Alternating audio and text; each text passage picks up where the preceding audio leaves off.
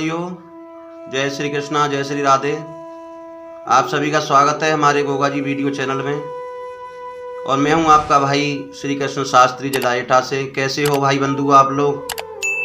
परमात्मा से, ईश्वर से आपके लिए प्रार्थना करता हूं आप लोग सदैव प्रसन्न रहें। और मेरी ये कामना है आपको के लिए, भगवान से ये प्रार्थना करता हूं आप सदा प्रसन्न रहें, खुश रहें, ऑलवेज हैप्पी विद फैमिली, पूरे परिवार के साथ। भाइयों, इस वीडियो में मैं आज आपको बताऊंगा इंसान की जीवन के बारे में कुछ बातें। देखिए मित्रों, मैंने बताया पहले वाले वीडियो में कि पाप का बाप कौन होता है, यानी पाप का पिता कौन है। भाइयों, पाप 3 प्रकार के होते हैं। पाप 3 प्रकार के होते हैं, मनसा, वाचा, कर्मणा। यानी एक होता है मनसा पाप, किसी के बारे में सोचा आपने गलत भावना से, मनसा पाप। एक मुंह से बोला हुआ, एक कर्मों से किया हुआ, ये भी पाप है। इंसान की जिंदगी में मैंने बताया पहले कि इंसान के जीवन में दुख ज्यादा है, सुख कभी कभी आता है। यानी दुखों का सामना, हमारी तुम्हारी जिंदगी ऐसे मान लीजिए गुलाब के पेड़ की तरह है, उस पर कांटे ज्यादा होते हैं और फूल कभी कभी खिलते हैं। मित्रों, इंसानियत इंसान को इंसान बना देती है, इंसानियत इंसान को इंसान बना देती है, लगन हर मुश्किल को आसान बना देती है। अरे लोग यूं ही पूजा पाठ नहीं करते, आस्था पत्थर को भी भगवान बना देती है। बोलिए गोविंद भगवान की जय। मित्रों, लगन लगा के रखिए, मंजिल न मिले ये किस्मत की बात है, और हम लोग कोशिश न करें तो ये हमारी गलत बात है। हिम्मत रखिए, हौसला रखिए, कोई भी काम कीजिए लगन से कीजिए, ईमानदारी से कीजिए, बहादुरी से कीजिए, जिम्मेदारी से कीजिए। मैं आपसे 100% कहता हूं, आपको एक दिन कामयाबी जरूर मिलेगी। लगी है नाव किनारे से तो कभी तो लहर आएगी। भाइयों, ऐसी बात नहीं है जिंदगी में। मैं आपसे कह रहा हूं इस बात को, करत करत अभ्यास से जड़ मत होत सुजान, और रसरी आवत जात से सिल पे होत निशान। आपने देखा होगा कि पत्थर पर भी निशान बन जाता है। अत की रिगड़ करे जो कोई, और प्रगट अगिन चंदन से होई। भाइयों, रिगड़ करने से, यानी चंदन के वृक्ष आपस में रिगड़ते रहते हैं तो वन के बीच में आग लग जाती है। तो हम तुम तो इंसान है भाइयों, मेहनत कीजिए। लोग कहते हैं कि सपना अपना नहीं होता है। अरे भाइयों, सपना हर प्राणी को देखना चाहिए। किसी ने सपना देखा कि मुझे इंजीनियर बनना है, वो बन गया। किसी ने सपना देखा कि मुझे मास्टर बनना है, वो बन गया। किसी ने सपना देखा कि मुझे डॉक्टर बनना है, वो बन गया। किसी ने सपना देखा मुझे एक्टर बनना है, वो बन गया। अरे भाइयों, जब आप लोग मेहनत करेंगे तभी तो आगे बढ़ेंगे। मेरा देश महान है, my India is great, it is gold word, ये सोने की चिड़िया है। लेकिन भाइयों, आजकल के जो दुष्ट लोग हैं उन्होंने इसको आयरन वर्ड बना दिया है। कोई लोग आगे बढ़ना चाहते हैं तो दूसरा आदमी उसे बढ़ने नहीं देता। एक दूसरे में जलन पड़ी हुई है। कोई इंसान आगे बढ़ने की कोशिश करता है, दूसरा आदमी उससे जलन मानता है, उसे आगे नहीं बढ़ने देता। भाइयों, संसार में इंसान अपने दुख से दुखी नहीं है, आपके सुख से ज्यादा दुखी है संसार में। किसी से पूछो, किसी से पूछिए कि भाई आप सुखी हैं, वो यही कहेगा नहीं भाई मैं बड़ा दुखी हूं, मैं बड़ा दुखी हूं। धन है, दौलत है, माल है, खजाना है, गाड़ी है, बंगला है, नौकर है, चाकर है, सब कुछ है, लेकिन फिर भी वो दुखी है। अरे भाइयों, कोई तन से दुखी, कोई मन से दुखी, कोई धन बिन रहे तो उदास, और थोड़े थोड़े सब दुखी तो सुखी राम को दास। दुख कौन है मैं बताता हूं भाइयों। गरीब कौन है?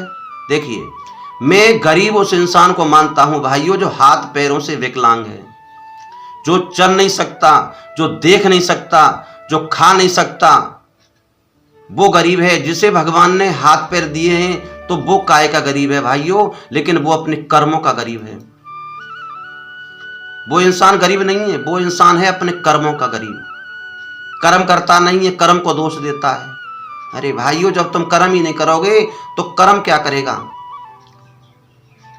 गरीब कहे धनवान सुखी, धनवान कहे सुख राजा कुंभारी। राजा कहे महाराज सुखी, महाराज कहे सुख इंद्र कुंभारी। इंद्र कहे सुख चतुरानन को, चतुरानन कहे सुख विष्णु कुंभारी। और तुलसीदास विचार करें, हरे भजन बिना हर जीव दुखारी। भगवान के प्रिय भक्तों, मित्रों, भक्ति के बिना सब दुखी हैं। थोड़ा समय निकाल लो, शाम को हरि को ध्यान धरो, शाम को हरि को ध्यान धरो और दिन भर करो मजूरी। कहे कबीर सुनो वही साधो, तेरी भक्ति पूरी। मित्रों, इंसान की पहली भक्ति होती है उसकी गृहस्थी। देखिए, 4 आश्रम है हमारी जिंदगी में। पहला आश्रम होता है गृहस्थ आश्रम। 1 वर्ष से 25 वर्ष की उम्र जो होती है इंसान की, वो है ब्रह्मचर्य की। क्षमा करें, पहला आश्रम है ब्रह्मचर्य, यानी 1 वर्ष से लेके 25 वर्ष तक की उम्र जो होती है वो होती है ब्रह्मचर्य आश्रम।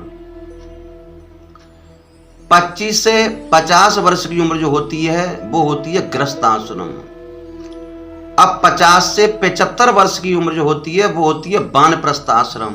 और 75 से फिर आगे आ जाइए और 25 बची यानी 100, वो उम्र होती है संन्यास आश्रम की। यानी 1 वर्ष से लेकर के 25 वर्ष तक आप ब्रह्मचर्य जीवन व्यतीत कीजिए। अच्छा, अब ये 4 आश्रम मैंने बताए, ब्रह्मचर्य आश्रम, गृहस्थ आश्रम, वानप्रस्थ आश्रम और संन्यास आश्रम।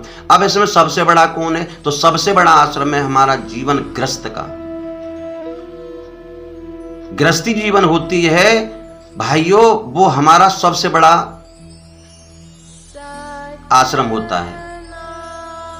कामी क्रोधी लालची, कामी क्रोधी लालची, और इनसे भक्त न होए।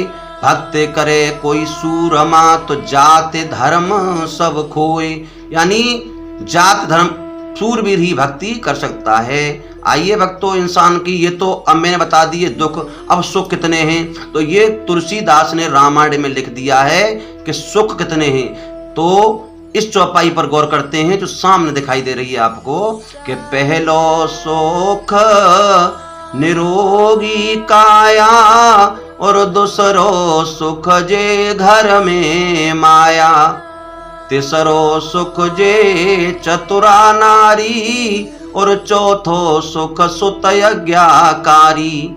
पंचम सुख नगर में बासा, छठमो सुख संतन के दासा। आइए चौपाई को समझा दें। पहला सुख है हमारा शरीर, ये इंसान का सबसे बड़ा सुख होता है भाइयों। इंसान आदमी चाहे कितना भी पैसे वाला हो, अगर शरीर में कष्ट है तो वो सबसे बड़ा दुखी है, वो सबसे बड़ा गरीब है। दूसरो सुख है घर में माया, यानी घर में कुछ पैसा होना चाहिए, कुछ धन होना चाहिए।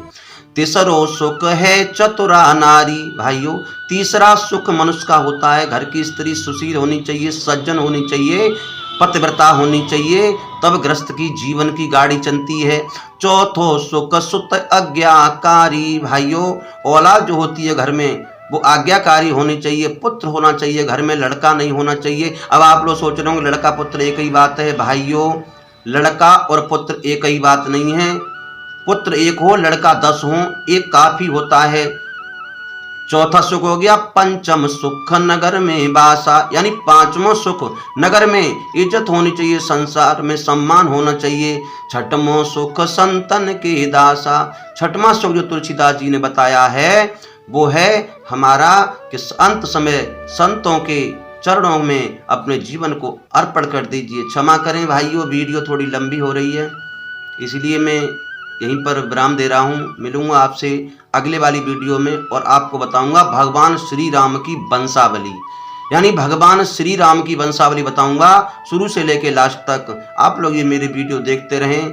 मिलते हैं आपसे नेक्स्ट वीडियो में। भाइयों, आज के विचार मेरे अच्छे लगे हों तो वीडियो को शेयर कर देना अन्य भाई बंधुओं में, कमेंट बॉक्स में बता देना वीडियो कैसी लगी, और हमारे चैनल को सब्सक्राइब कर लेना ताकि कोई और मैं वीडियो डालूं तो आपकी नोटिफिकेशन आपके पास तक पहुंच जाए। जय श्री राधे।